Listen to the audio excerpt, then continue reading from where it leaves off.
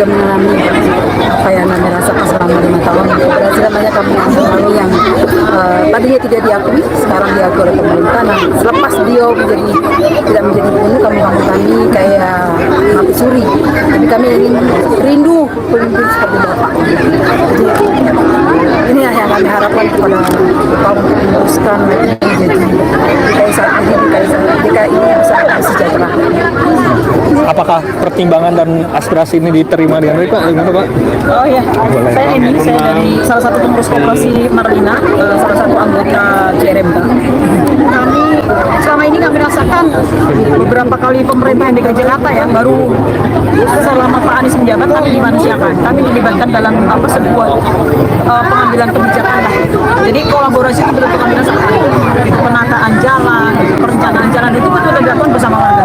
Dan baru itu kami rasakan 5 tahun kemarin. Nah, sekarang kemarin kami juga usung Bapak, kami berharap Bapak duduk di RI 1 agar kebijakannya lebih seperti nasional. Tapi ternyata kita nggak tahu yang terjadi, sama-sama kita tahu lah. Gitu ya. Nah ini harapan kami timbul lagi. Oh, coba kami dorong Bapak kembali lagi duduk di DKI supaya masyarakat yang selama ini dimarginalkan, dianggapnya tidak ada, kami kembali dimanusiakan. Karena masih banyak banget warga miskin kota yang tidak dianggap keberadaannya. Banyak contohnya seperti kawasan PBKB. Sekarang nasibnya kita nggak tahu bagaimana. Kita nggak bisa ngadu kemana. Kita nggak punya Bapak istilahnya. Gitu. Semua penataan seolah-olah proyek yang Bapak canangkan ini stop sampai di sini. Kami tidak mau. Kami ingin berlanjut kolaborasi itu. Kami ingin kembali lagi bekerja sama dengan pemerintah yang sesungguhnya lah. Kami rindu pemerintahan yang dekat dengan rakyat, yang hadir bersama-sama kami. Kalau melihat Pak Heru Budi ini seperti itu. Birokrasinya susah kami tembus. Gitu. Kalau kita dulu setiap bulan kita ada rapat koordinasi dengan Bapak, dengan staf Bapak. Gitu. Kita ingin ketemu dengan Bapak itu mudah. Kok sekarang balai kota itu kayak udah nggak familiar dengan kami. Kami dipingpong untuk menulis satu biro susah banget. Gitu. Jadi memang seolah-olah apa yang menjadi cita-cita kami untuk menata kampung kami sekarang mandek. Kami ketakutan kami adalah kami digusur, kami ditiadakan, dia nggak ada, kembali menjadi gedung-gedung. Itu yang kami khawatirkan ke depan. Masa depan anak-anak kami tidak menentu. Pak, dari berbagai macam persoalan yang lahir kan Bapak tadi bilang ingin mengembalikan kondisi seperti semula, ingin memperbaiki kondisi rakyat. Ini menjadi komitmen Bapak untuk maju, Pak, bisa jadi pertimbangan, Pak? Ya kan memang dari dulu kondisi yang dibawa disebutkan jika saya berada di dalam pemerintahan di luar, maka ini membuat gerakan-gerakan mengajar, gerakan ini sudah sama. Isinya ingin menghadirkan keadilan, membereskan ketimpangan. Kemudian ketika tugas di Jakarta itu dilaksanakan. Kemarin mendapatkan tugas dalam Pilpres, itu juga misi yang kami bawa. Nah sekarang saya memang dalam fase mempertimbangkan ada undangan dari partai politik dan kemudian masyarakat juga bisa dibilang seminggu bisa 3-4 kali di rumah itu kedatangan berbagai kelompok yang mengundang untuk saya kembali ke Jakarta. Dan hari ini saya mendatangi halal-bihalal. Sebenarnya saya malah tidak aware tentang visi karena yang namanya halal-bihalal. Ternyata teman-teman saya juga mengirimkan pesan yang sama. Nah, yang menjadi keprihatinan kita semua bagaimana ketidakadilan itu terjadi dan tidak boleh dibiarkan.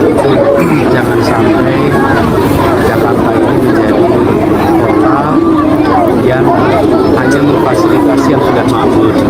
Karena yang sekarang makmur dulu datang ke Jakarta juga membawa apa kok. Datang ke Jakarta berbicara. Saya sedang menakan diskusi, konsultasi, berkaitan dengan berbagai pihak sebelum nanti. Parpol itu dari politik itu politik mana? Partai politik. Koalisi perubahan, Pak. Partai politik, Pak. Koalisi perubahan, Pak. Ada Nasdem mungkin, Pak, salah satunya, Pak, yang ada di koalisi perubahan. PKS. PDIP, Pak, mungkin. Pak Juli kabarnya mau. Tapi kan tim Bapak kan ada yang berencana maju, Pak Sudirman Said. Ini sudah ada komunikasi juga, Pak. Ada yang di luar koalisi perubahan nggak ke partainya, Pak? kita tunggu dulu jalan biar teman-teman banyak. Pak, emang bener Pak Juli mau daftar Pak? Bulan Juli mau daftar kabarnya? Kabar dari lapangan Pak. Banyak ke lapangan. Isu ini boleh Pak, Pak Anies, soalnya Pak sebagai materi berikan di tahun 2015 Pak, mengenai saat yang saat ini mahal sampai 20%, 200% kenaikannya di Jawa Timur. Ini pernah saya sampaikan pada saat